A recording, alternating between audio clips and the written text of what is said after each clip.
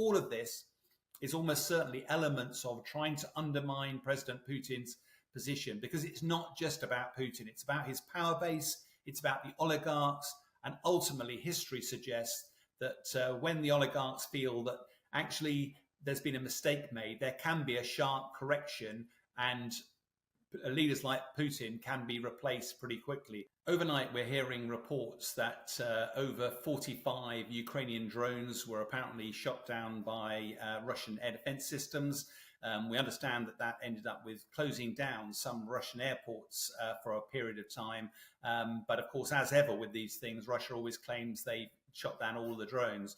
Ukraine claimed they've shot down 50 out of 69 Russian drones that were heading across to target Kyiv and other areas. Part of the challenge here, of course, is that both sides claim they're doing a lot more than they're actually doing. Russia always claims that it's more successful at shooting down some of these drones than potentially the impact on the ground would suggest. But I think what's actually the interesting story here is why we're seeing this huge a number of drone attacks overnight. And almost certainly all of this is linked back to the Kursk incursion by Ukraine, which is now entering its third week. One of the things that Ukraine has been with this audacious attack onto Russian territory, I mean, it's the first time that Russian territory has been invaded since 1941, Barbarossa at the Second World War. So the question is, what was actually Ukraine's objectives? What's been fascinating is that this is clearly a very well-planned operation, clearly intelligence-led. And it was only literally in the last few days that President Zelensky even admitted that actually Ukraine was behind this. But we're still not quite sure of the objectives. But one of the things that's been coming out over the last few days is the bridges over the Seam River have actually been targeted. 3 bridges now have been taken out. If Ukraine was planning to expand its footprint in Russian territory, it wouldn't blow the bridges. It would want to use those to move forward. So it does look as if what they're trying to do is consolidate their position. It's also interesting that Ukraine, despite the secrecy, has actually said it has no intention of holding territory. So what that means is this is clearly meant to be some sort of diversion to try to force Russia into doing something it doesn't want to do. Most warfare is about trying to seize the initiative, trying to gain momentum. And given the fact that Russia's been on the front foot in the Donbass, this has been what appears to be a masterstroke by Ukraine to force Russia to respond. The challenge, of course, is that if Russia doesn't respond at the moment, it does appear that despite the embarrassment and humiliation for Putin, Mr. Security for Russia, that they've now lost Russian territory, rather than divert limited resources from the front line in Donbass, it appears that President Putin is just doubling down. He's told his forces, keep on the front foot in the Donbass, because Ukraine must be running light. It must have diverted some of its resources into this incursion, and therefore gives the maximum opportunity for us to make progress. And I think the Russian objective was pretty clear that by November, by the end of the sort of fighting season, I'm not suggesting it'll stop in November, but the winter, the wet season, and then the freezing cold makes it very difficult. President Putin has the opportunity this summer to go as far as he can in the Donbass. That appears to be his number one priority. Meanwhile, Ukraine is trying desperately to undermine President Putin's position because Putin controls the narrative in Russia by actually doing an invasion. If it's true that up to 200,000 Russians have had to be relocated, they will end up talking. And it's very difficult for President Putin to control that. And it looks like that was what the objective of this incursion was by Ukraine. The fact that Russia hasn't responded militarily yet in the way we thought it would, ruthlessly, suggests that actually Putin might believe that he can tolerate this incursion for now, focus his resources in the Donbass, keep moving forward, because he knows that he will be able to deal with this incursion at some stage in the future. And actually, he might as well take the opportunity to capitalize on the fact that Ukraine is now spreading its limited resources. So much to play for here. We don't know what's happening. We're trying to read what's going on. But at the moment, we've not seen any let-up in the frontline fighting, and Russia is still on the front foot. One of the reasons that the drone attack probably happened overnight was that President Zelensky is desperately trying to seize the initiative. He's trying to provoke President Putin into responding. by launching a huge wave of drone attacks in what appears to be a very broad area of Russia. That's trying to demonstrate to Russians that not only is the war not going Russia's way in Kursk, but actually they're now feeling the effects on the ground across the country. All of that is trying to undermine President Putin's position. Now, whether that works or not is quite another matter. It is worth noting that, of course, President Zelensky has famously said that in an effort to try to generate his own military capability, they've been investing in drone manufacture, and his objective this year was for Ukraine to develop, design and build and supply over 1 million drones to the front line. Now, many of those are going to be handheld drones. Some of them will be somewhat larger, but all of them, we've seen some harrowing video footage of these drones chasing down Russian soldiers on the front line. They're sort of terror weapons, all of which they can start to undermine President Putin's position. But bluntly, ultimately, this is about progress on the front line. And at the moment, in the key area of the Donbass, Russia still has the initiative, but it's not going to stop President Zelensky doing everything in his power to undermine that, as we've seen in the Rostov-on-Don region, where there is apparently 4 days after a drone attack that targeted an oil facility there. Apparently, it's still blazing. Why is Ukraine attacked that? Well, the more you can stop Russia exporting oil or refining oil, the more you reduce the income, the revenue that Russia is generating, and therefore you're reducing its ability to fund the war effort. It's step by step, but it's part of a coherent strategy by Ukraine. The issue of what the strategy around drones is really interesting. They are tactically can be used in the front line just to terrorize the soldiers on the ground. Longer range drones have been used to target oil facilities, and even overnight, reports suggest that some Russian airfields. Now, all of these, they are not difficult to shoot down drones. They have very limited capability to defend themselves. But my goodness, do they put the fear of God into those that they are targeting? And part of this is about the information war and also about how Russians feel. They've been largely protected from the impact of this war. Yes, there's lots of different sanctions that have been raised by the West. You can't apparently get a McDonald's anymore or Coke.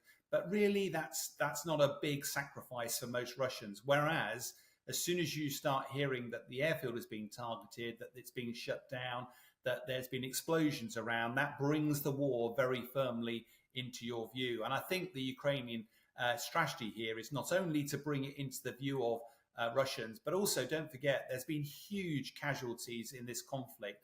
Very difficult to get the actual numbers involved, but we've been hearing even the Ministry of Defense has been saying over the last 2 months on the front line, Russia has been taking a higher daily casualty rate than it was during the fight for Bakhmut, which was described in itself as the most bloody battle since the end of the Second World War. So sustaining that level of casualties, that those people are going to go home. For every one death, there's normally at least 2 or 3 people badly injured. They will go back to their homes in Russia.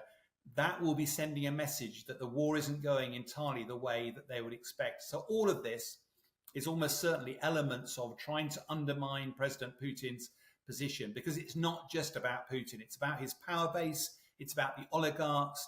And ultimately, history suggests that when the oligarchs feel that actually there's been a mistake made, there can be a sharp correction, and leaders like Putin can be replaced pretty quickly. I'm not suggesting for 1 minute I expect that to happen anytime soon, but that's part of the strategy, it seems to be, that Ukraine is using to do a multi-level, multi-pronged attack, not only by invading Russia for the first time since 1941, but also demonstrating that to normal Russians, the war is being brought to their territory. It's not just something being fought thousands of miles away. One of the questions that's been fascinating is what's Putin's response going to be? I have to say, as a military analyst, he, having been sort of labelled Mr. Security, he would have been absolutely furious that Ukraine has managed to not only do an incursion across the border, but actually do it relatively easily. If reports are to be believed, Ukraine, very well planned, but used about 1,000 troops and about 20 tanks, which is probably prudent because they wouldn't have known how quickly they could have rolled back the Russian defences. But it does sound now as if that Russia had very limited ability to defend itself. The Ukrainian forces apparently are up to 10 times as large now as they were in Kursk. That will have been a very, very difficult pill for President Putin to swallow. The challenge, of course, though, is how the irrational part of your mind, therefore, would go, right, deal with that ruthlessly, get rid of those Ukrainians off Russian soil. But actually, the prudent part, and some of his analysts may have been saying, do you know, just push back gently. We can deal with that problem in the future. What we don't want to do is take our foot off the throat of Ukraine in the Donbass region. And at the moment, whilst we are seeing the Russians, despite having 3 bridges being blown at the moment, we are seeing that there are some temporary bridges being erected and being targeted regularly by the Ukrainians. So Russia is trying to sort out that incursion, but we don't yet see a lot of evidence that the front lines being eroded. President Putin may well have ordered some troops to come from Kaliningrad, which is up near Lithuania, and some from Crimea. That might solve the numbers problem, but those people won't be battle-hardened, whereas the Ukrainian forces are absolutely battle-hardened, and it will be very difficult for President Putin to use those forces to push Ukraine back. It might stem the tide, in other words, just stop any advances for now, wait till later on this year, and then ruthlessly tackle that pocket of forces. But at the moment, we're waiting to see with bated breath what President Putin decides to do next. I think the one thing that's probably relevant as well is the international debate about the use of long-range weapons, because President Zelensky took the opportunity at one of his nightly addresses to thank the UK, but say, please let me use the weapons. And up till now, the Brits have largely let Zelensky use the weapons as he sees fit. So I think there's a little piece there that might, if we record it, if you don't want to use it, that's fine.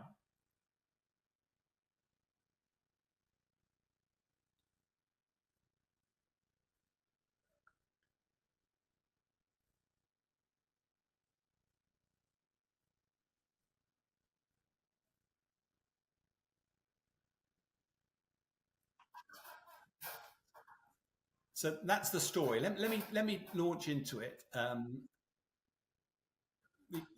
it's fine. One of the really interesting things that's cropped up this year, one of the really interesting things that's cropped up this week also has been some unrest between the Western nations about the use of long-range missiles. Let's reflect back. At the start of this conflict, the West was really reluctant to get involved, eventually gave anti-tank weapons, but was worried about actually tackling Putin.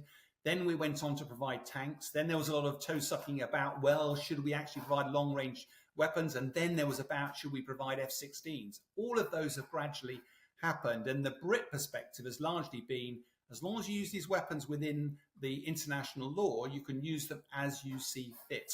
However, what's been fascinating over the last few days is America appears to be leading a discussion that says, that was fine, but now that Zelensky is operating on Russian soil, there's a real risk that this whole thing gets escalated and plays into President Putin's agenda, which is that he's now claiming this isn't a war from Russia against Ukraine, it's a war between Russia and the West, Russia and NATO. And therefore, before the West actually agrees to provide letting Ukraine use these long-range weapons into Russian territory, things like the Storm Shadow, a range of 200 miles, could be targeting very deep. It's not unreasonable, therefore, that the NATO, particularly led by the US, I believe, has said, look, we ought to have some sort of coherence about our approach to this. We can't have one country saying, yes, you can do what you like, and another not. As a result of that, it doesn't sound like the West is being dictated to by America, but it is reasonable. And we, as a result of that, the UK has said, no, you can't use Storm Shadow missiles into Russian territory. And of course, that's why President Zelensky has appealed to the West to take the gloves off, stop these restrictions, because evidently he feels he's got the initiative. He wants to be able to strike deep within Russian territory, to take out the airfields, to take out the logistics stores, take out the fuel dumps, take out the ammunition storage areas. But so far, the West has said that they can't do that. And that's led to a degree of criticism not only for Sir Keir Starmer, but also the West's approach. But I have to say, I think that it is a very tricky time, and I think prudence is probably not a bad step at this stage. In terms of the latest attacks in Moscow, obviously there's a lot that we don't know. They've only just happened, but it looks like it's another Ukrainian very long range drone attack with a reasonable number, although the Russians are claiming that they have essentially intercepted or otherwise shot them all down. It's the first for a little while. The Ukrainians have had several goes over the past couple of years at essentially attacking Moscow. I think most notably the fairly small but high-profile attack on the Kremlin itself. And they largely seem to be intended to try and, if you like, bring the war home to the government and to the population of Russia and Moscow elites, as it were, in response to pretty heavy Russian attacks on Kyiv and civilian targets in Ukraine. So there have been some, if you like, military and security force targets in and around Russia, but they haven't been hugely destructive. But they are a reminder that Ukraine is developing its ability to reach out and can launch attacks a very long way, and at targets that in theory should be very well defended. The strategy that the Ukrainians have adopted with their deep strike campaign, and that is a combination of drones that they have procured. There might be some that are provided sort of from international industry, but a significant proportion are the result of Ukrainian industrial production, including a lot from essentially civilian sources. That what they are doing there is hitting a range of targets, military targets, that affect different aspects of Russia's campaign against Ukraine. So you have the ones that are fundamentally tactical, so targets just over the border, headquarters and probably arms dumps, ammunition supply, things that are supporting Russian forces operating inside Ukraine. They've also attacked logistics, so other supply points, but also rail routes transporting forces and material into Ukraine, often actually towards sort of Crimea and the east of the country. And some of those have been with what look like sabotage teams who have infiltrated across the border. And then there is, if you like, the industrial capacity part of the Russian system. So fuel, supply, production, things that generate revenue for the Russian state, but also are directly supporting the Russian war machine in country, because it's essentially fuel or other lubricants and those sort of things. And then there are some bits of Russian defense industry, manufacturing sites that they have also been targeting, because that reduces the flow of arms that ultimately end up in the hands of Russian soldiers in Ukraine.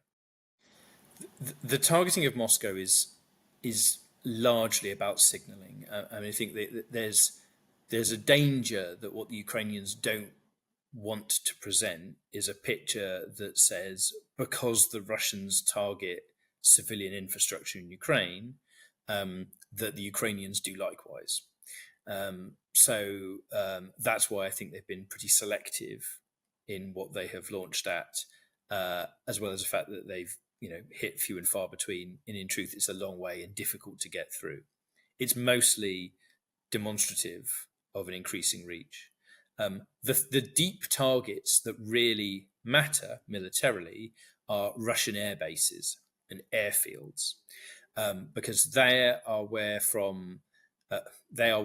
the Russians have launched a lot of their long-range strikes with their Cold War bomber force, basically aircraft like the Backfire, and they're able to launch long-range cruise missiles and other missiles at Ukrainian power generation and other targets from within Russian airspace.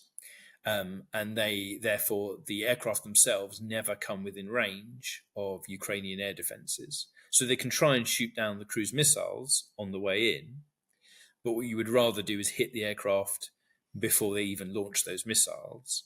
And so the Very Long Range Drone Programme, and it appears the sabotage programme, has periodically targeted Russian military airfields, 1,000 kilometers into Russia. So very deep. And in some cases, they force the dispersal of those larger bombers. The Ukrainian strikes on Russian air defences are serving a dual purpose. So there's the direct value, which is that those systems, often S-300s, although there are other variants of essentially ground-based air defences, so missiles and radar systems that are on the ground that protect a fairly large area and targets going in. Destroying them opens up the way for something else to then be fired at or launched at the thing they were protecting. And we've seen this a lot in Crimea, where the Ukrainians have slowly whittled down the ground-based air defences to be able to then hit things like the Black Sea Fleet headquarters, other radar and detection sites, arms dumps and forces on the ground to really make Crimea a difficult place to be. And they've done that using drones. They've complemented that with other ground-launched missiles. So they've modified some of their anti-ship missiles, and they've used Western-supplied missiles like Storm Shadow and Scalp, or the ATACMS, which is essentially a tactical ballistic missile fired from a multiple launch system. Elsewhere, striking those air defense systems really makes it hard for Russia to defend all the way along that massive frontage, because the Ukrainians have periodically, as well as going after targets inside Ukraine, including Crimea, not only are they hitting lots of the targets to the north of Ukraine, but they've gone after air bases and other refineries and things to the sort of the northeast and the east. And that's posing questions to the Russians in terms of just how much frontage they can cover with their air defense radars and their systems. And indeed, they've got to move some of them around. So as those systems get destroyed, they give more gaps for the Ukrainians to get predominantly their drones through. And then the challenge of moving the systems around to protect weak points creates gaps elsewhere, which the Ukrainians can exploit. So this kind of probing in all directions is beginning to put real stress on the Russian system. And each attack might only destroy a small number of targets, but they can be quite high profile and notable. So a couple of bombers have been destroyed by different drone strikes, including some that look like they were launched from inside Russia. There's been a couple of the more expensive and modern Russian fighter aircraft that were destroyed a couple of months ago. And that posed a challenge because that came kind of way out to the east. And now the Russians are having to defend essentially along not quite 360 degrees outside Ukraine, but not far off it. I think the reason that the Ukrainians are hitting some of these targets, in some cases, it's just to put stress in as many places as possible. The Kursk incursion itself, as a ground incursion rather than, if you like, an airstrike, I think we're still trying to understand the real scope and ambition of that incursion, although the Ukrainians have recently put a couple of explanations up, which are fairly ambitious. And one of those was fundamentally about forcing Putin to reconsider his calculations and effectively consider negotiation. I think that's not likely in the short term, but they might be banking on trying to hold it for as long as possible. The other quite ambitious explanation was to actually create a bit of a buffer zone to prevent Sumy and northern Ukraine. And what holding this ground does is prevent the Russians put ground-based artillery in that region and threatening across the border. and it slightly pushes back where aircraft have been, if you like, using glide bombs, because they will now have to fly. They might have to fly over territory that the Ukrainians are effectively occupying and have brought up their own air defences. But it won't defend against those kind of long-range cruise missile attacks. And what holding that ground inside Russia does is expose the ground force that they have put in. And we've seen some Ukrainian aircraft operating in the area, but not many, because it's probably quite a difficult environment. And so one of the big questions that we'll have to look at in terms of the Kursk incursion, and this could take weeks or even months to come up with a retrospective analysis, is what has the cost been? If they achieve some tactical gains, which is that they cause the Russians to have to shuffle forces around and put more defending on the Russian border that they wanted elsewhere, that could be considered successful. If they force the Russians to have to move forces from north of Kharkiv, i.e. pull back their own attempt at a buffer zone, that could be regarded as successful. But I think the question will be is what did they lose in terms of their own people and equipment to achieve that? And at the moment, the other thing that you might have looked at in terms of tactical success, which is, has the Russian advance around Donbass slowed? The answer appears to be no. So it looks like they have captured or at least entered the town of New York in the past 24 hours. The Ukrainians are having to evacuate Pokrovsk, and places like Toretsk and perhaps Chaziv Yar are still under quite significant threat, although it's possible some Russians have begun moving from the region. There is the bigger picture, which is that there's a powerful signalling effect of the ground incursion in terms of improving Ukrainian morale, reversing the narrative, indicating that they should receive more international support and maybe changes to any restrictions on Western supplied weapons. But again, what we'll need to do in a few weeks or a couple of months is look at the price that they paid if they achieve that mindset change in terms of international support. In terms of the Russian response, what has been striking so far is that at least it looks like it has been pretty uncoordinated and not very effective. They haven't rushed lots of forces in, or at least if they have, they haven't managed to assemble a counterattack force yet. And that's been complicated by the Ukrainians striking bridges and now destroying the replacement pontoon bridges.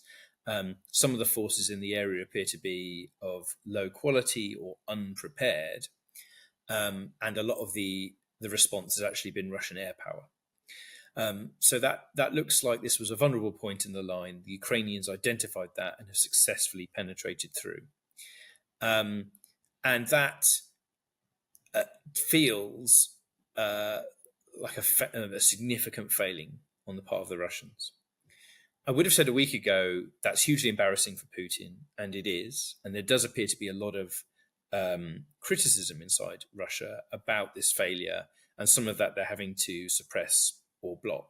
So there could be a long-term political cost.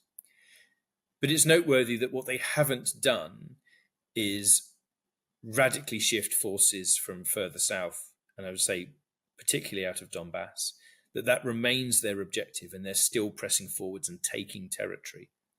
And given the extent to which we've seen repeated Russian failures over this phase of the war, and that they have sort of shrugged those off, and that they are happy to operate almost a meat grinder strategy and pay a heavy price for advances, it suggests that we might need to reevaluate how much that embarrassment factor will lead them to change their operational approach. Again, this is one of those cases where it might take a few weeks. So I would still expect to see a land counterattack. They've started building up forces. It looks like they've begun to now more successfully contain the Ukrainians, whose rate of advance has slowed. But they might tolerate a presence for longer than I would previously have expected if they can do two things.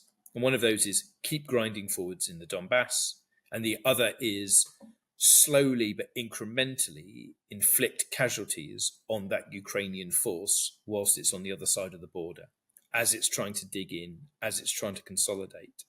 Because they might decide that, if you like, bleeding it whilst it's there and trying to hold on is actually more valuable in the long term.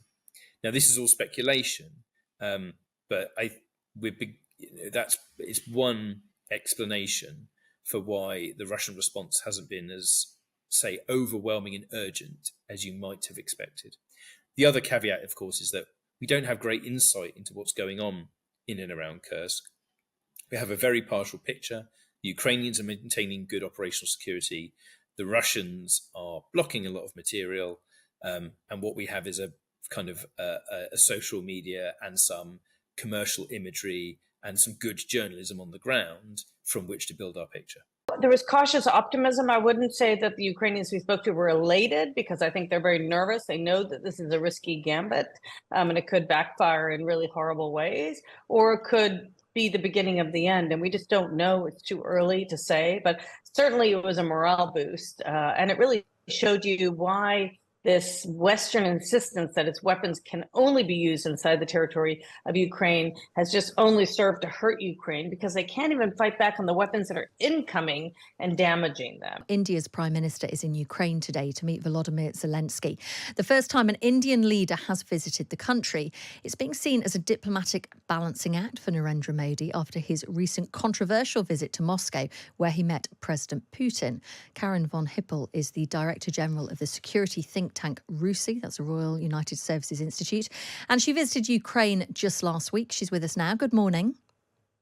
Good morning, Chloe. Before we talk about your trip to Ukraine, and obviously I think it's very interesting to get your thoughts, having met people face to face and spoken to them, what are your thoughts on the significance of this trip by Narendra Modi, the first Indian Prime Minister to visit Ukraine? I think it's really important. India, like China, is one of the bigger global powers that has not taken a side in terms of supporting Ukraine. They're trying to play both sides. China obviously is more pro-Putin, but India has been trying to play both sides. And Modi, on a few occasions, I think 2 years ago at a conference with regional partners, he said now is not the time for war. That was around the time of the UN General Assembly. And then, of course, when he visited Moscow in early July this year, as you mentioned, and the Russians bombed the children's hospital around the exact same time of his visit. I think he was very upset by that. We actually visited that hospital last week, and it's just crazy. It's obviously a hospital. There's nothing else it could be, and it's probably one of the best children's hospitals in the country. And it was just crazy that the Russians would target a place like that. So I think he felt humiliated by that. I don't know actually how much he can achieve, though. Putin is a very difficult person, and it's going to be very hard to budge him from this conflict. I think the combination of maybe Modi plus Xi could work, but not together, because those two don't get along right now. So it's quite complicated geopolitically, but I think it's very important it's important for the Ukrainians that he's going. So there can be a benefit for Ukraine, you think, out of this visit?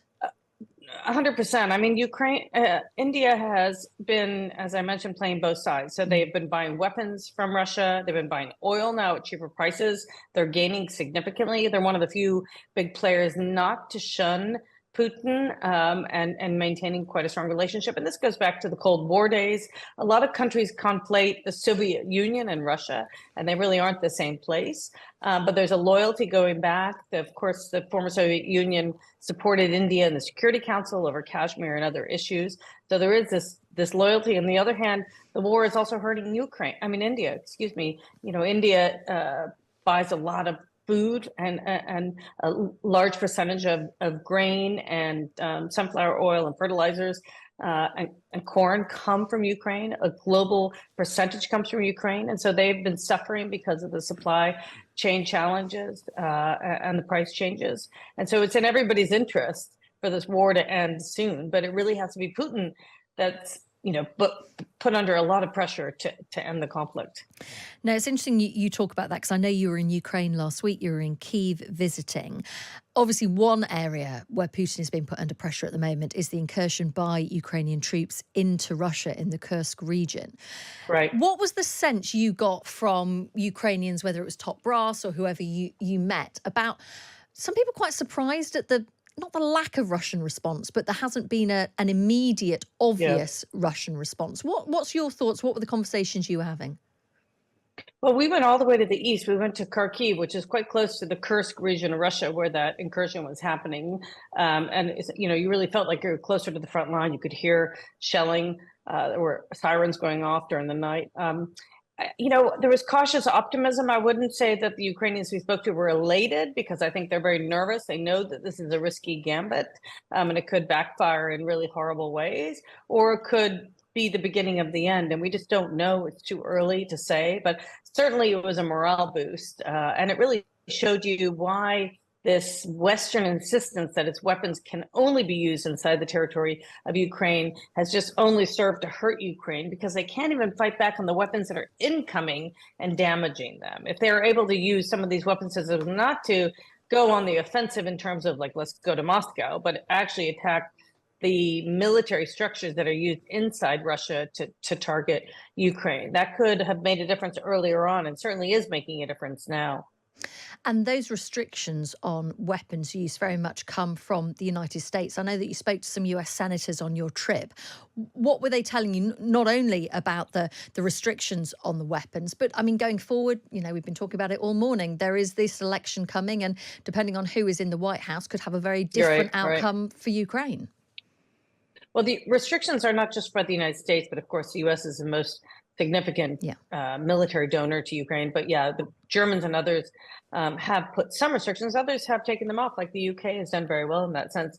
I think if Trump wins, there's a huge concern that the U.S. will stop supplying Kyiv with weapons entirely. If Harris wins, it will be a continuation of this policy, but with challenges, because we saw even with Biden over the last year, it took about 8 months to get a weapons package through to support Ukraine, and that really hurt Ukraine. That was 8 months where they were not able to push back as much. So it has become a grinding war of attrition.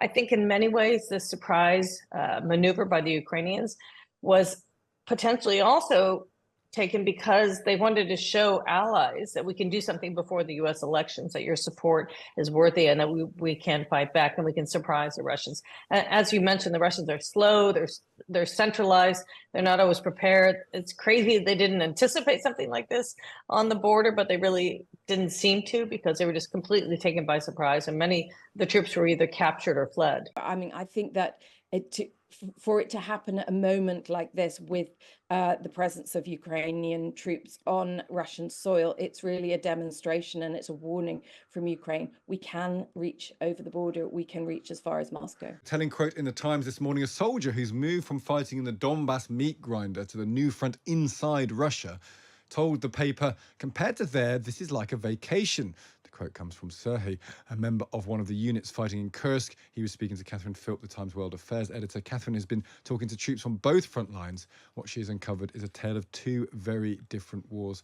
Karin, I'm pleased to say, is with us today. Morning, Karin. Good morning, Stig. So tell us, how do the two compare? Is it the difference? Is it a psychological difference? Is it a physical difference between being defensive and under constant bombardment to actually taking land, taking the fight to the enemy?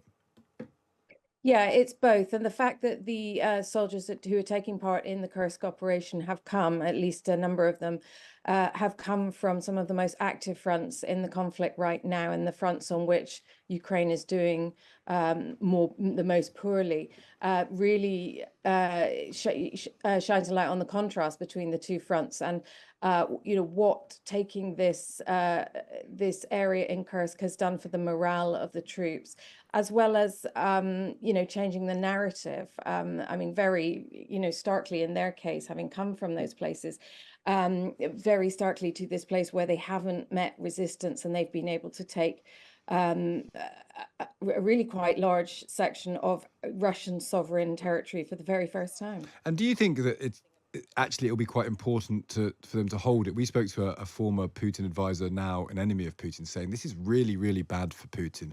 The elites in Russia, the Russian people are questioning him. The fact that he's not been able to move many people from Donbass to push them back from Kursk has been really eye-opening to many Russians. Do you think it becomes strategically important not just to come in and come out again, but actually to somehow hold on to this for a period? Well, the Ukrainians have indicated that's what they intend to do. I mean, in one of the rare official comments have been made about the actual purpose of this incursion, President Zelensky said that they intend to hold on to it as a buffer zone. Now, I think he's describing a military purpose there to push back the Russian forces who are attacking Ukraine over the border and hitting civilian cities, for example. But then he then went on a day later to sort of reveal that the other part of this operation is really to demonstrate to the West that you can attack Russia and not suffer the dire consequences that they've threatened. And we've seen this overnight, we believe. We've only got this so far from the Russian side, but that Ukraine launched one of the largest drone attacks it ever has across the border, including with attempted drone strikes on Moscow itself overnight. And we're waiting for confirmation from the Ukrainian side, but that's what the Russians have said. And although those drones appear to be shot down over Moscow, the fact that they've attempted it in such large numbers is, I think, part of the same strategy. Because there was that drone in Moscow a while ago, and everyone was a bit skeptical where it came from. But could this become a thing where people in Moscow have to be like people in Kyiv, that you have to have air raid sirens, that you have to be conscious that there could be danger from above? That's been the reality in Kyiv for more than 2 years. Is that a point in this that actually make people in Moscow feel that? It's unlikely to ever be on that scale. Most of the drones that Ukraine launches are tactical and much shorter range. Most of them, to be honest, are surveillance drones over areas where they're facing ground troops. But it's long range, and it's much further range than most of the drones can go. I mean, I think that for it to happen at a moment like this with the presence of Ukrainian troops on Russian soil, it's really a demonstration and it's a warning from Ukraine. We can reach over the border. We can reach as far as Moscow. There's an interesting question, isn't it? What would happen if there was a big explosion in Moscow caused by Ukrainian drone?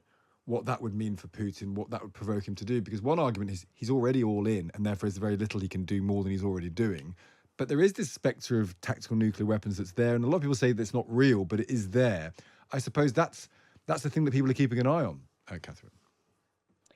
Yes, that's right. And I think I said this to you guys yesterday, that that Putin has dialed down the nuclear rhetoric that he employed earlier in the conflict, and he has got restraints on him in the shape of indications from the Americans about how they would respond even to the use of tactical nuclear weapons. Any nuclear threshold breached, they would take very seriously. And the other restraint is China, his ally, whose support depends on him not taking the literal nuclear option. Yeah, we'll have to see what happens. It's a fascinating.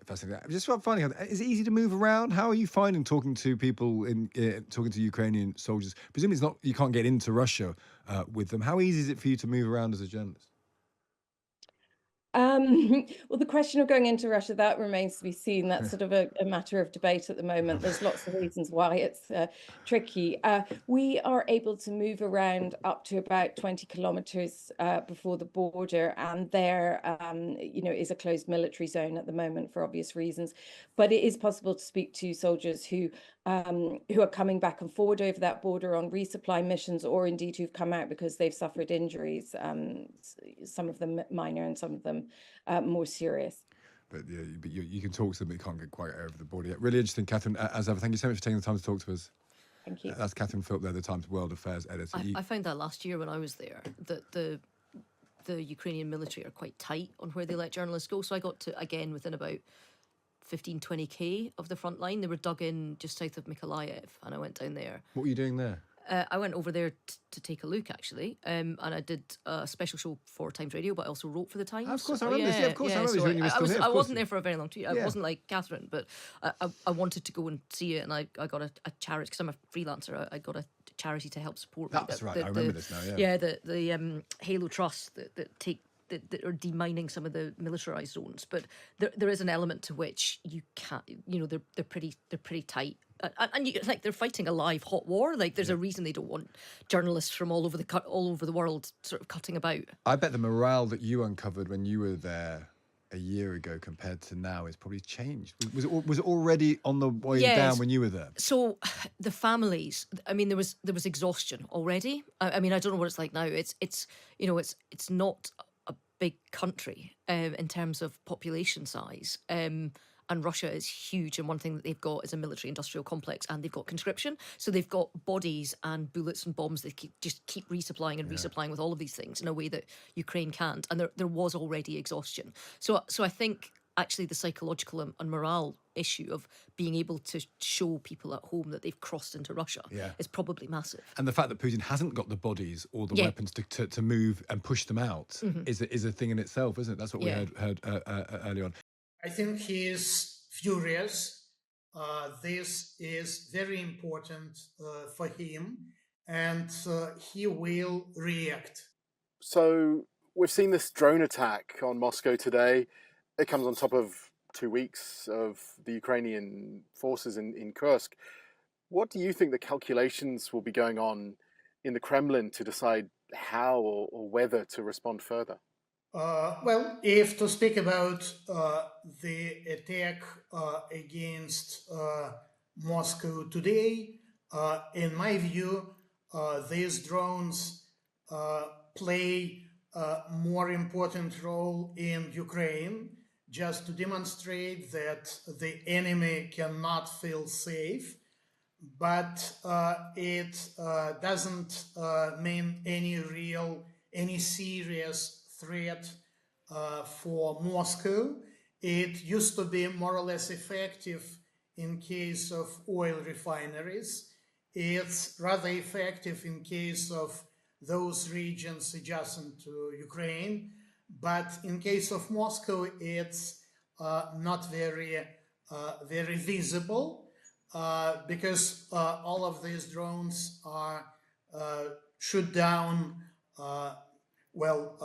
nearby, not in Moscow itself. But the situation, in my view, in Kursk region looks not very dangerous for the Kremlin right now, but the Kremlin, which does not want to cause any anxiety in the country and does not report a lot about what's going on in Kursk region, is rather limited in time. So this kind of behavior can last for another 2 weeks, but then the Kremlin should demonstrate certain successes either in Kursk region or in some other places, in Donbass, for example.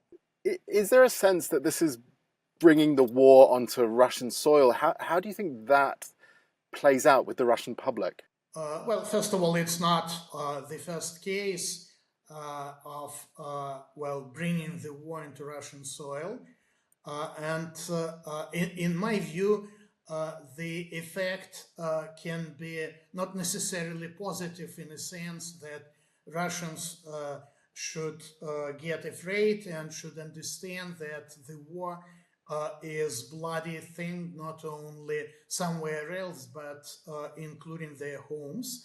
But it can, and is playing sometimes, a kind of mobilizing role, like say this is our own war. It's no more the war going on at the distance.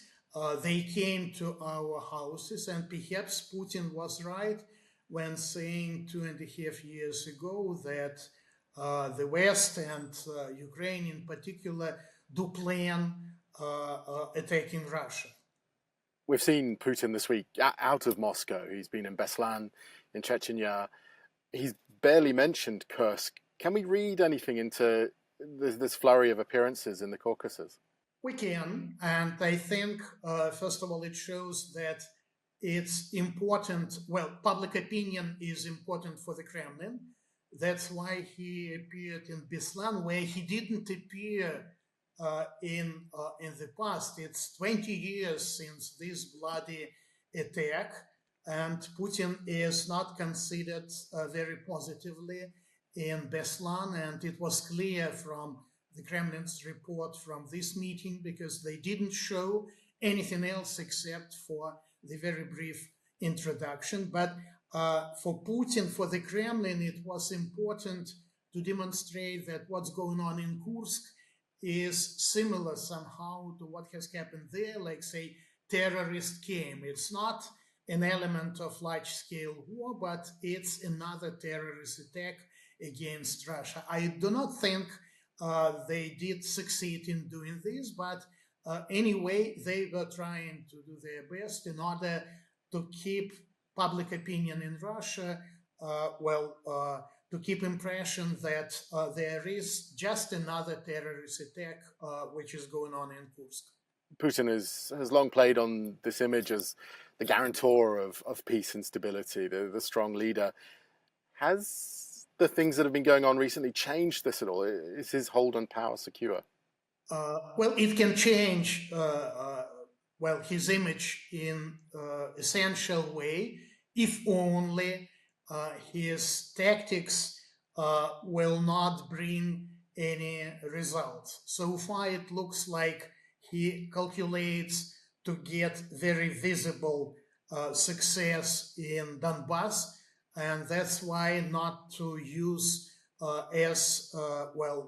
many soldiers as possible in Kursk region, but to increase pressure in Donbass. If these tactics will appear to be successful, then it's okay for Putin and for his image. If not, he should feel not very successful, and he should use some other possibilities to demonstrate that he's master in the house. Well, Putin hasn't been talking too much about Kursk, but Dmitry Medvedev has. He says there'll be no negotiations until the enemy is utterly destroyed. If this operation in Kursk is about getting prisoners and territory to swap, is peace a possibility? Are peace talks likely to come? Well, it's hard to speak now about any real peace. We should focus more on ceasefire, and I think negotiations are inevitable, but they cannot start before the end of presidential elections in the United States, because Moscow, the Kremlin, does not take Ukraine and Kyiv, Ukrainian leadership, as an independent player. So they are waiting for the new American president to come and to negotiate with. But it's absolutely inevitable. But, the difference can be very essential, whether Russia would be seen as successfully getting new territories, or if Ukraine will be able to keep its control over this not very big, but nevertheless very politically important part of Russia, and then Ukrainian positions will be much stronger. Looking into a crystal ball, do you think this is just a delay to Putin's response to the Kursk events that we've seen in the past in other crises, perhaps Beslan or the Kursk submarine? Or does he perhaps not care so much about this particular operation? I think he is furious. This is very important for him, and he will react. Hopefully, he will react in a kind of conventional way if it will be possible for Russian units to get any real success in Donbass. If not, I think he will rise stakes, and I would not exclude that even nuclear weapons can be can be used tactical weapons. After his death, it's interesting the degree to which you see on social media and everywhere else, people sort of citing him as this, this man was willing to speak truth to power and so forth. If you go to his grave in Porokhovskaya Cemetery out in the outskirts of St. Petersburg, people are still going and leaving flowers and so forth. And it's not really for Prigozhin the man. It's rather for this sense of almost this symbol of someone who is still willing to stand up against the Kremlin. Now, let's revisit here on the Evening Edition one of the biggest and craziest stories from last year. The boss of the Wagner mercenary group, Evgeny Prigozhin, has been declared dead by the Russian authorities after a plane he was thought to be travelling on crashed north of Moscow. It comes just 2 months after he led a failed coup against the country's military leaders. Well, dramatic footage captured the moment the jet fell from the sky and crashed into the ground. 10 people are said to have been killed. Well, Prigozhin was once a close ally of Vladimir Putin, but the relationship took a turn. He then went on to lead a convoy of armed vehicles towards Moscow, but denied it was a coup. 2 months later, as you've heard, he died in a plane crash. That is a year ago tomorrow. Mark Galeotti was across every twist and turn of the story and is the author of Downfall, Prigozhin and the Fight for the Future of Russia, and joins us now on the Evening Edition. Good evening, Mark. Good to be back here. Take us back to the moment when you heard about the plane crash involving Yevgeny Prigozhin. Yeah, I mean, it was interesting. By chance, I actually happened to be at dinner with a whole bunch of US Army officers. And on the one hand, there was no surprise because, frankly, there was a degree to which, after turning against Putin, Prigozhin was a dead man walking, or in this case, flying. But on the other hand, there was a surprise that it had happened then and it happened in this really high-profile way. Because let's be honest, if Putin had wanted Prigozhin to quietly fade from view, that would have been easy to arrange. But instead, the fact was that Putin, just 2 months after, not just the mutiny, but the deal that he had struck with Prigozhin, turned around and broke that deal in such a visible pyrotechnic form. Yeah, look, we learnt a lot about Yevgeny Prigozhin. His base was raided, wasn't it? And there were all manner of sort of weird and wonderful things there. Tell us a bit more about that and about the man himself. Yeah, I mean, look, Prigozhin was very much an example of the kind of new rich, new elite which has emerged under Putin. So, he was, let's be honest, he was a very smart deal maker, but also he was an ex-con. He still had a lot of the sort of the sensitivities of what the Russians call the zone, the prison camp system. And also he had all the kind of bizarrely tacky tastes of the Russian new rich.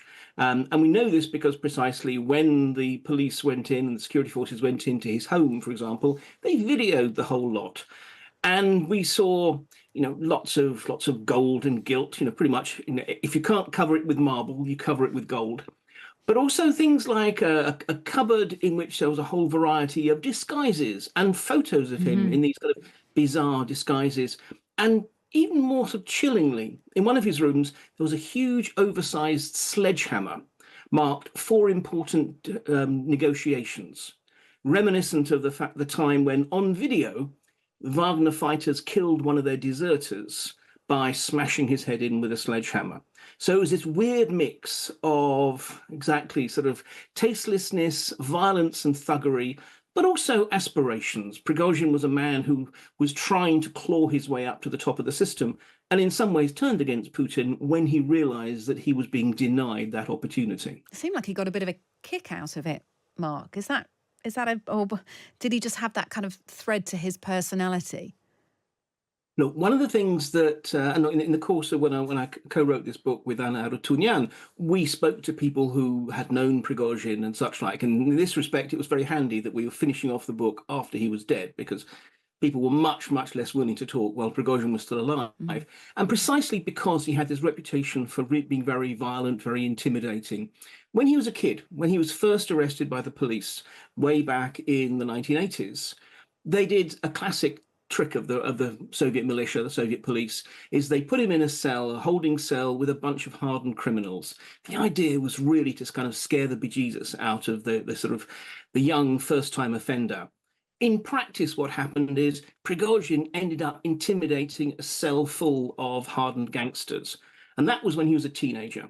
And in some ways, that habit of his to use violence and threat just as part of his business as much as anything else stayed throughout his entire life. What do you imagine Yevgeny Prigozhin would make of the stage that the war is at right now between Russia and Ukraine?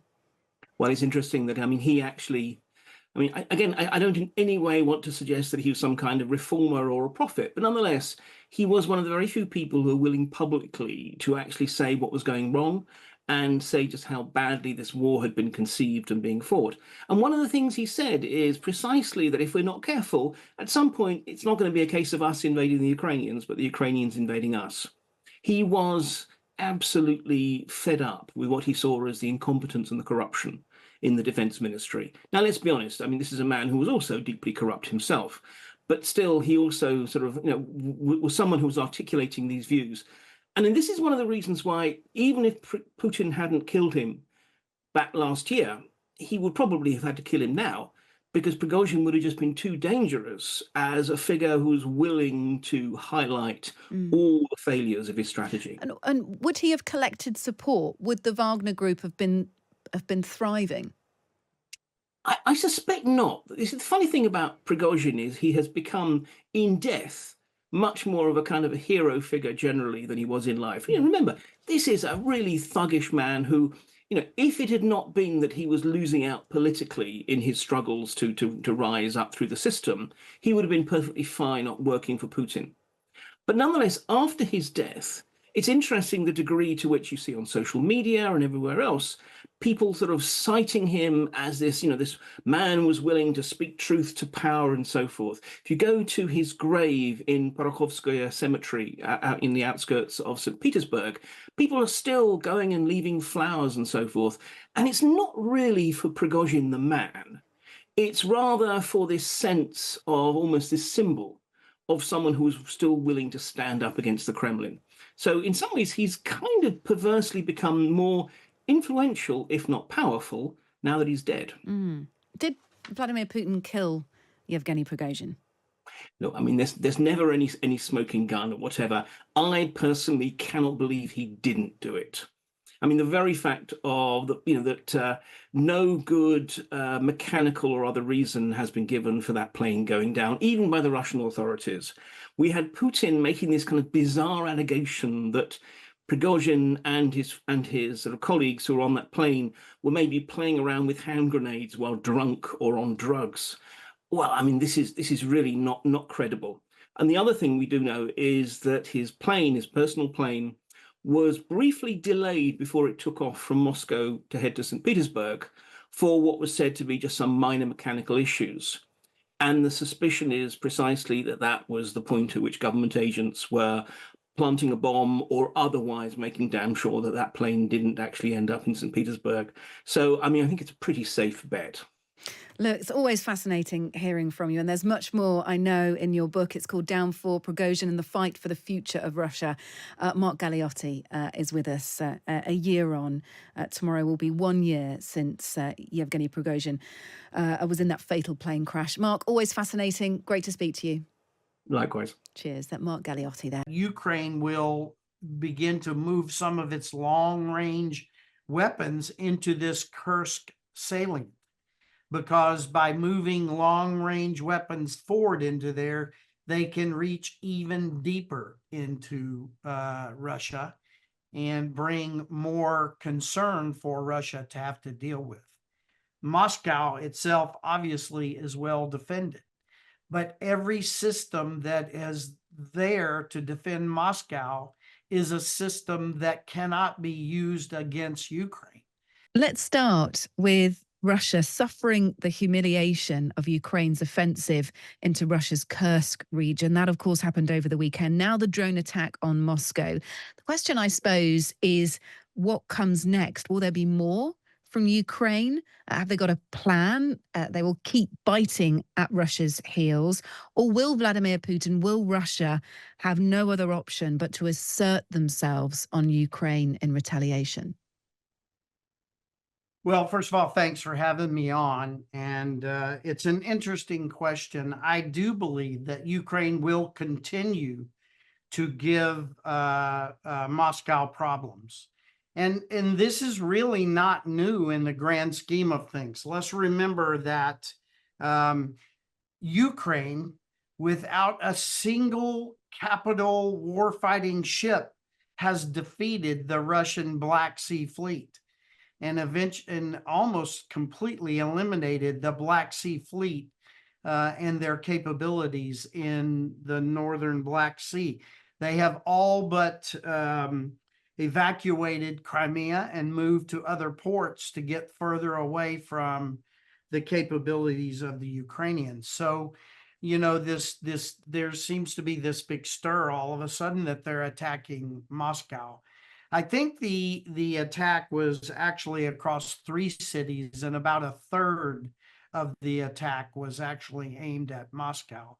But to real briefly re-answer your question, no, I don't think this is all there is. I think Ukraine will continue to assert itself, and the attack into the Kursk salient is another example.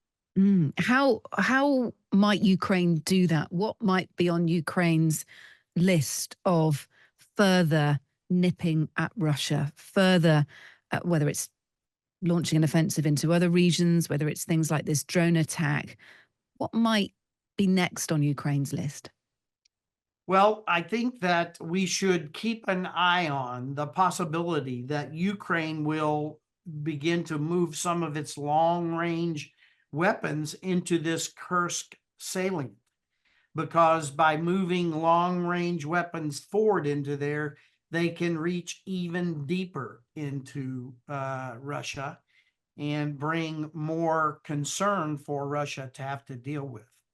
Moscow itself obviously is well defended, but every system that is there to defend Moscow is a system that cannot be used against Ukraine. So Ukraine's endeavors to not only take Russian soil, but to extend its attacks into Russia from its drone fleet, all of this takes fighting power away from the fight in Donbass to refocus on now having to defend Russian soil, retake Russian soil, and defend the capital from a Ukraine that is beginning to demonstrate that it too can strike. Talking of long-range weapons, that leads me neatly onto my next question. We know that HIMARS systems were provided to Ukraine by the USA on the proviso at the time, this is in August 2022, that they would not be used on Russian territory. Those restrictions have since softened, and Ukrainian forces officially acknowledged today that they used Western rocket systems in that offensive into Kursk. So that's now been officially confirmed. Destroying bridges, pontoons, engineering equipment, as we know. So I suppose the question on this one is, Vladimir Putin has threatened, if Western weapons were used to attack on Russian soil, he's threatened or said that he would then attack NATO countries. That gives him license to attack NATO countries. He hasn't done that yet. Was that an empty threat? Or may he be weighing up his options? Could this still be something that he intends to do? Let me indirectly answer your question, but I think it's an important point to make. Back in 2014, when I was the SACEUR, when this war started, people talk about this war as 2.5 years long. This war is over 10 years long. It started in the spring of 14, and the fighting continued along the line of contact between the years of that initial invasion into Crimea and the invasion into Donbass. That fighting continued with Russian forces along the line of contact for all the intermediate years. And then some 2.5 or so years ago, we have a resurgence of the attack into Ukraine. And so many years ago, the West, in the beginning of this conflict, laid out what we were afraid of, what we were going to most try to avoid. And the 2 key points were we were going to try to avoid tripping a nuclear or a tactical nuclear exchange, and we were going to try to avoid tripping a wider escalation of the war.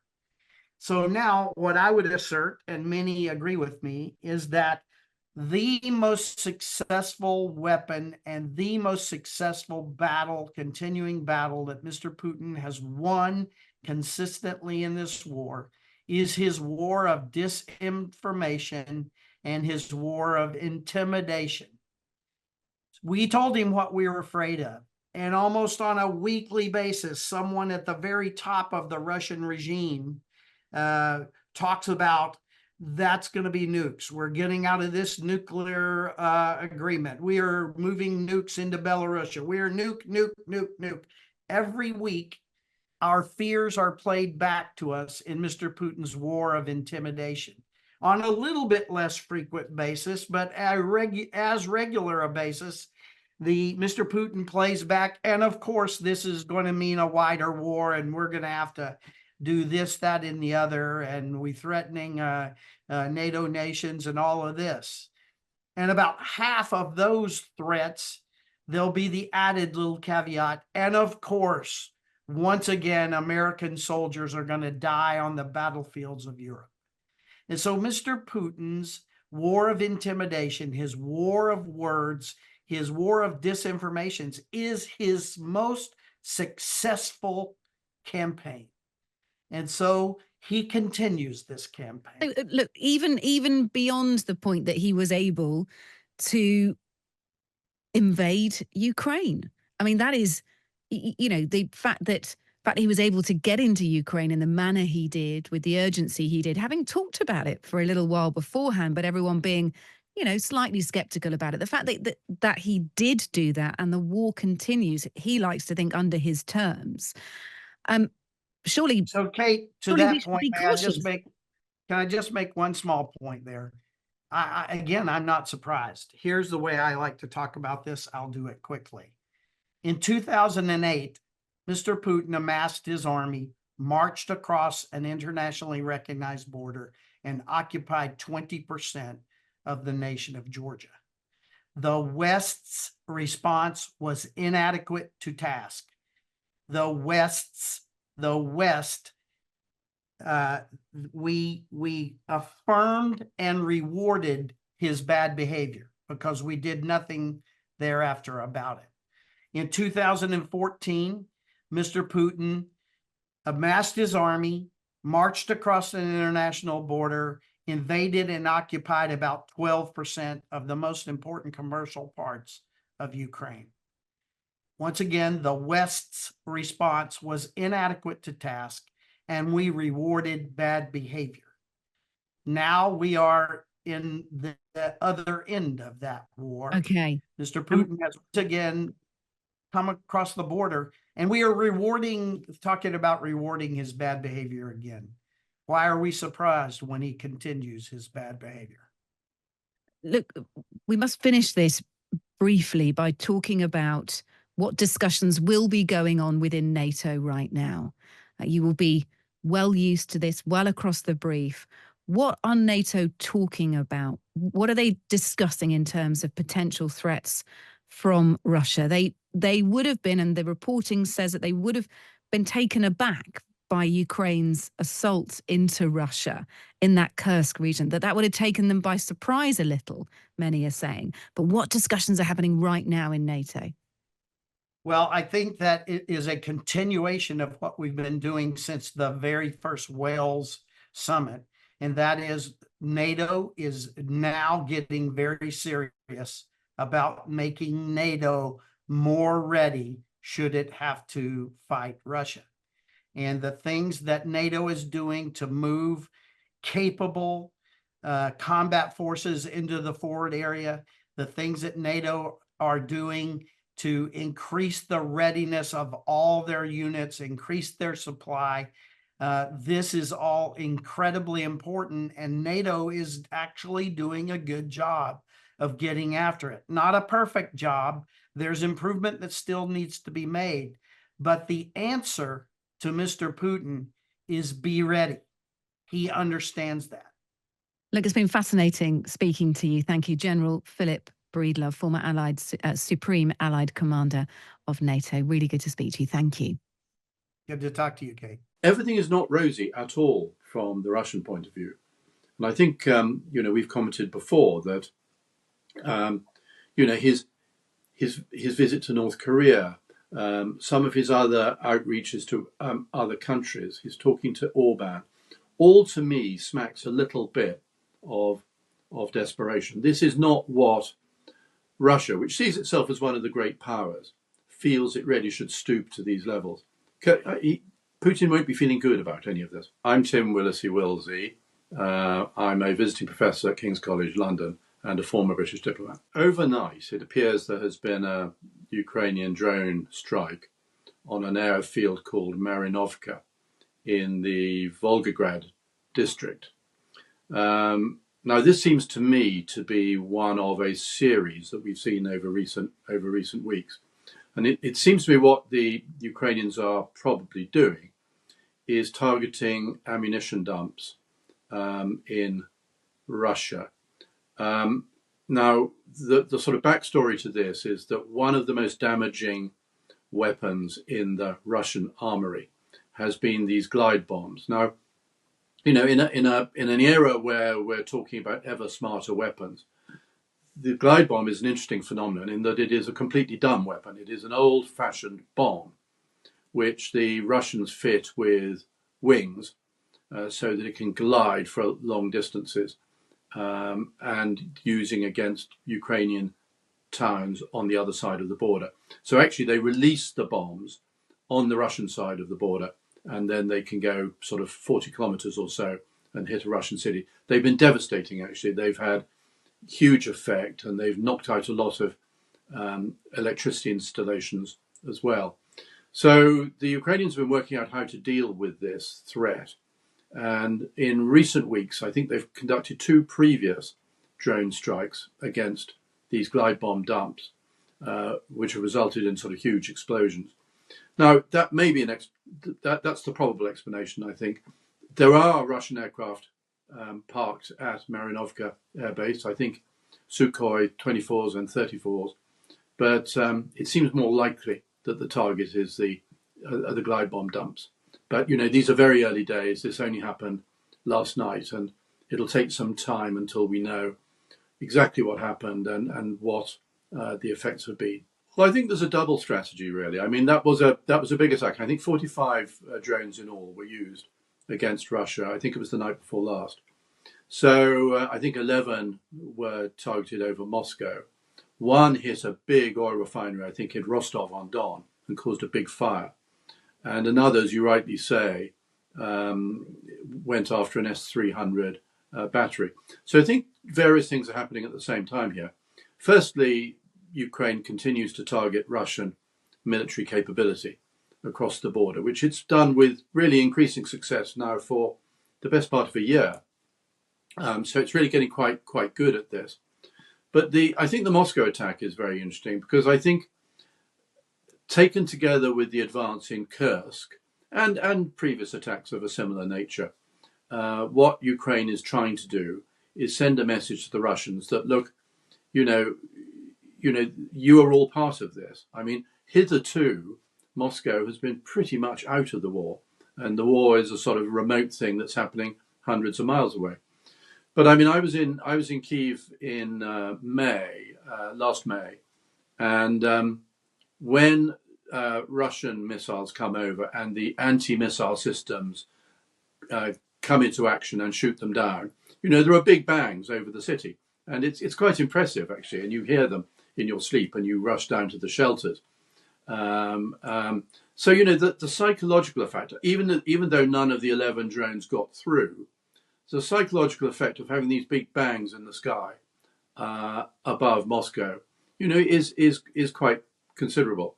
Now, look, Zelensky is not an idiot. He knows this isn't going to unseat Putin, but it just makes Russia and therefore Putin just a little bit more uneasy about the war, and they probably deduce that that's a benefit worth having. We tend to underestimate in the West Russia's incredible ability to take punishment.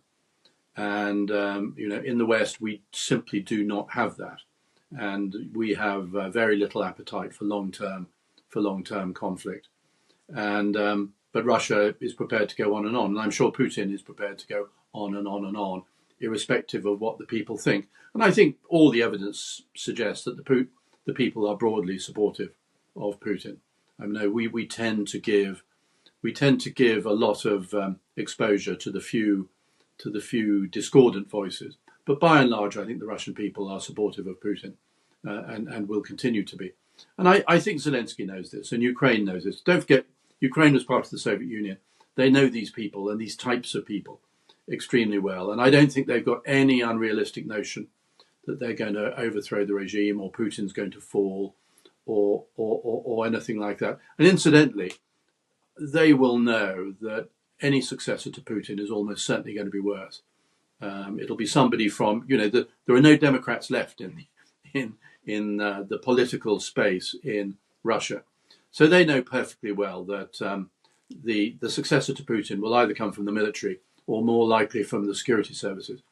And this will be someone probably even more hardline, probably without the sort of exposure that Putin has had actually to the outside world. So although it may sound difficult to believe, there are a lot of worse solutions than Putin. And Zelensky will know that. So look, this isn't about unseating Russia. This is about unsettling Russia, unsettling Putin. And I think it's been quite successful. I think what it's all about is that in the Donbass is a horrific war. It's very akin to World War One. I mean, they call it the meat grinder, and it is. Vast numbers of people are being killed. More Russians are being killed than Ukrainians, but too many Ukrainians are being killed. And it's an absolutely thankless battle space. So what I think Zelensky is trying to do is break out of that. He can't give up on the Donbass. He can't let the Russians make massive inroads in the Donbass. But he can look to do other things. Now look at some of the things that he's done. So there have been the drone strikes over Moscow and so forth. Much more importantly, there has been all the attacks on Crimea and the fact that the Russian Navy has had to relocate from Sebastopol further afield. So, and a significant amount of the Russian fleet, Black Sea fleet, has been sunk, which has been quite impressive. There have been these attacks on airfields, going after bomb supplies, but also going after things like backfire bombers, long range bombers, and other aircraft. There have been attacks on oil supplies and so forth. And then, of course, there was the Kursk incursion. Now, this has taken everybody by surprise, and understandably, but actually it was a very smart move. Okay, Ukraine has diverted some of its best troops from the Donbass out to the Kursk Oblast, the Kursk region, and they've made a reasonably significant incursion of about 22 miles, 35 kilometers. And obviously, this is extremely irritating for Putin, who's obviously furious with his military commanders, but actually relatively easy to do because nobody particularly expected it. And the Ukrainian soldiers who've gone in to the Kursk region say that it was relatively unguarded and it's been a relatively easy operation. So what Zelensky is doing is, he cannot afford just to focus on the meat grinder because they're going to lose that. If it's a meat grinder war, Russia wins every time because they don't care about how many people they lose. Ukraine, A, does care about how many people it loses, and B, it doesn't have enough people or enough equipment to lose them. So I think it's smart. There have incidentally been a couple of other very interesting developments, one of which is what appears to have been Ukrainian support to Tuareg rebels in West Africa, in the Maghreb region. So that's Burkina Faso, Mali, Niger, that sort of area, which included a big ambush against a Wagner group convoy a couple of weeks ago. So what Zelensky has done, he's realized that actually in many ways it's the sort of Western rules which have forced Ukraine to fight a war within certain parameters. You know, they're not allowed to use certain weapons against Russia in Russian territory and so forth. And I think he's trying to break out of this sort of very restricted set of rules that have been imposed on him. So do stuff in West Africa, do stuff in the Crimea, now move into Kursk. I think it's a sort of liberating strategy for the Ukrainians, but also a very dangerous one, because if Kursk goes badly, because the Russians will eventually, they've been incredibly slow, but when they do eventually respond and move troops up into the Kursk region, the chances are the Russians will win. But the Ukrainian calculation must be, I'm sure, that by then, by sort of October, November, the cold weather will have come and it'll be much more difficult for the Russians to make progress. In these days of climate change, incidentally, it's very, very difficult now for someone to predict what the weather's going to do. And, you know, Zelensky's taking a risk going this early into Kursk because the Ukrainians could be defeated, could be pushed back over the border, and then any morale boost that Ukraine got and any military benefit in terms of having stuff to swap at a future negotiated settlement will have gone. So, you know, he will be wanting that cold weather to come, and he'll want to still be in the Kursk region when that happens. Ukraine badly needs this winter to come, because I think it's taken a lot of punishment this year, and it needs the winter to recover and rearm, see what happens in the US presidential election, and then see what 2025 brings. I find it difficult to believe they won't. It means moving significant numbers of troops either away from the Donbass battlefield, which they may decide not to do, or find new troops somehow and deploy them up to the Kursk region to push out the Ukrainians. But that'll take time. It will take time to amass those troops. And as we've seen in recent weeks, there's been very interesting analysis done on who the troops were in the Kursk region. And some of them were actually sort of air defense troops who have been mobilized into infantry units. So what we see are Russia scrambling around to find enough soldiers to man its infantry regiments, or its motorized infantry regiments. So they're struggling for personnel themselves. And I don't know if you noticed that 3 days ago, Putin went down to Chechnya to see Ramzan Kadyrov. Now, I think it's his first visit to Chechnya for 13 years. So he's going down to Chechnya to recruit more Chechens for the war. That again tells you a little bit of the desperation that Putin is feeling, trying to find enough soldiers to throw into the battle. So everything is not rosy at all from the Russian point of view. And I think we've commented before that his visit to North Korea, some of his other outreaches to other countries, his talking to Orban, all to me smacks a little bit of desperation. This is not what Russia, which sees itself as one of the great powers, feels it really should stoop to these levels. Putin won't be feeling good about any of this. November has two really important aspects. One is the winter. And as I've said, I think Ukraine will want the winter to come because it needs the 4 or 5 months to recover and reset before going again. But the other really big one, of course, is the US presidential election. Putin desperately wanted Donald Trump to win, and Donald Trump may indeed still win. By the way, it's by no means certain that Trump will do a deal with Putin. This is a talk that he's spinning. But when Boris Johnson, I think, saw him a few weeks ago, Boris Johnson came around with the feeling that Trump will actually act differently if he becomes president, and will not pull the plug on Ukraine or pull the plug on NATO. And there are various other people who agree with that thing. So Putin's wish for a Trump presidency may not deliver what he wants. But of course, the dramatic thing we've seen in the last few weeks is the resurgence of the Democrats and a real possibility that Kamala Harris could win. And if she wins, and depending on the composition of Congress, it'll be very interesting to see what position she takes. She will inevitably be pro-NATO, and I think she will be pro-Ukraine as well. So that will be bad news. That'll be very bad news for Vladimir Putin. Now, any negotiated settlement in 2025, if it happens in 2025 or 2026, is going to be disadvantageous to Ukraine. I think the Czech Prime Minister said exactly that just a few days ago, and he's absolutely right. They won't get the Donbass back. They won't get Crimea back.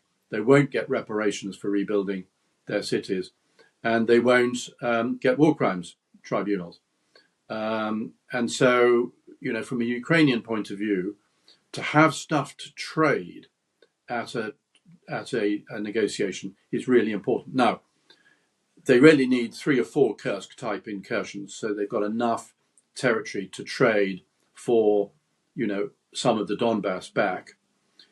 Ideally, they would also have control of a nuclear power station, because Zaporizhia is a major bonus for the Russians. They've got control of the Ukrainian power station at Zaporizhia.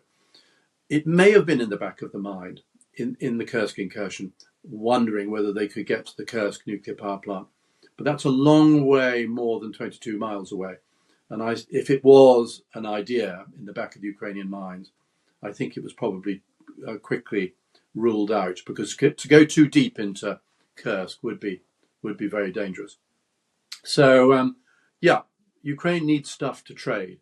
And I think this is part of what it's trying to do, preparing for November, the two things, the winter and the presidential election. What the Ukrainians had in mind was, one, to demonstrate that Ukraine can generate an offense and that the war is not stalemated, for the very reason that you implied there. They want continued political will from the United States and Europeans and even Asians who are supporting them not to give up on them, that there's plenty of opportunity for Ukraine to take back territory and also to punish Russia. I think also another reason for it, the military aspect of it, was to destroy as much of the military capability as they could that has been impacting on Ukraine proper from Russia proper, and also force the Russians to move forces from their offensive that they're conducting in the Donbass region to have to deal with this salient military term that the Ukrainians have achieved. And that is happening as we speak. Russia now, though, where for the first time Ukraine says it's using Western rocket systems to destroy bridges and other infrastructure in the Kursk region. Today's also seen the largest Ukrainian drone attack on Moscow of the war to date. Let's speak to General Jack Keane, who's a retired 4-star US Army general and the chair of the Institute for the Study of War, which is tracking Ukrainian and Russian troop movements. Jack, good evening. Does this mean then that NATO is technically aiding a military action in Russia? Yeah, well, certainly Western weapon systems are being used, direct fire weapons, long-range weapons as well. Not the long-range ATACMS, because they're restricted from being used in Russia, which is really an absurd restriction. But the armor vehicles that they're using to make the attack, largely Western armor vehicles. Certainly the artillery that's being used is just about every type of major platform or munition that is being used has been acquired from the West. Not the least of which is some drones that we provided them. But the Ukrainians, as you know, have developed actually tens of thousands of drones themselves. What do we make of this drone attack on Moscow then, and the purpose of it? What's the strategy there? Yeah, well, I think there's a couple of things in mind. Strategically, I really believe that most people thinking about the war in Ukraine think it's stalemated. And I wrote a 2-page article in the New York Post here in America who requested an article be done on Ukraine, and myself and the think tank put something together, mainly to demonstrate, largely to an American audience, that the war really is not stalemated when you get into the details of it. But the general perception is that it is, and certainly my little article isn't changing that perception. So I think what the Ukrainians had in mind was, one, to demonstrate that Ukraine can generate an offense and that the war is not stalemated for the very reason that you implied there. They want continued political will from the United States and Europeans and even Asians who are supporting them not to give up on them, that there's plenty of opportunity for Ukraine to take back territory and also to punish Russia. I think also another reason for it, the military aspect of it, was to destroy as much of the military capability as they could.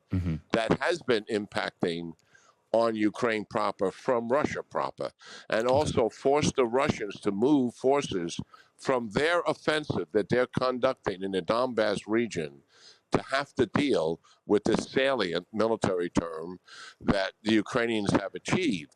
And that is happening as we speak. Okay. I take that point very much so.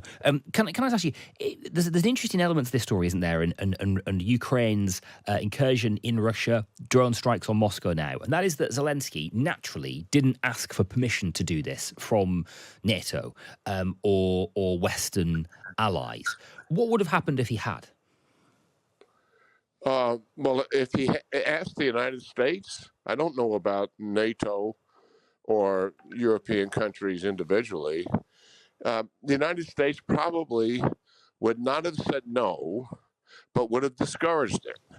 Much as we have been trying to discourage a lot of activities that Prime Minister Netanyahu is attempting to do in fighting his war. I mean, I absolutely find it quite unprecedented that we have civilian policymakers in the United States government, from the president on down, trying to dictate how wars should be fought in Gaza and also in Ukraine. Okay. But I think that's probably what they would have tried to do if they asked them, is just discourage it. Okay. Because they don't want to take any risk of Russia escalating.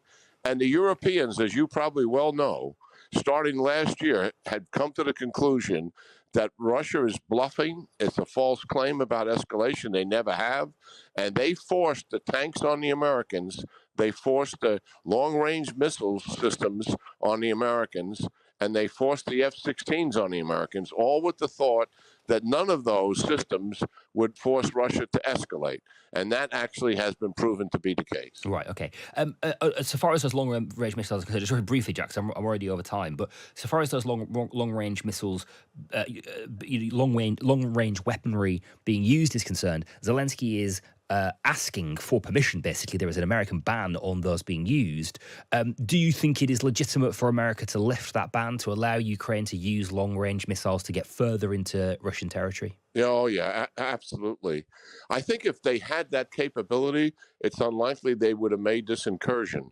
And I'm hoping that I think was the third reason I would have gotten around to, is demonstrating to the American policymakers, please release the restriction on long-range systems now that we have moved 35 kilometers into Russian territory, and seeing the accomplishments that have taken place there as a result of it. Okay, Jack, thank you for your time tonight. Appreciate it. General Jack Keane, who's a retired four-star US Army General, chair of the Institute for the Study of War, with us on Times Radio tonight. You can read a really interesting dispatch from Ukraine. We've been on the front line there. The Times have been on the front line there over the last couple of days, so you get a bit of a sense of the mood and the morale and the feeling, the raw feeling on the ground. We're talking here about strategy and about geography and the politics of it. You cannot get to that without thinking about the raw feeling on the ground. You can read more on that in your copy of the Times tomorrow.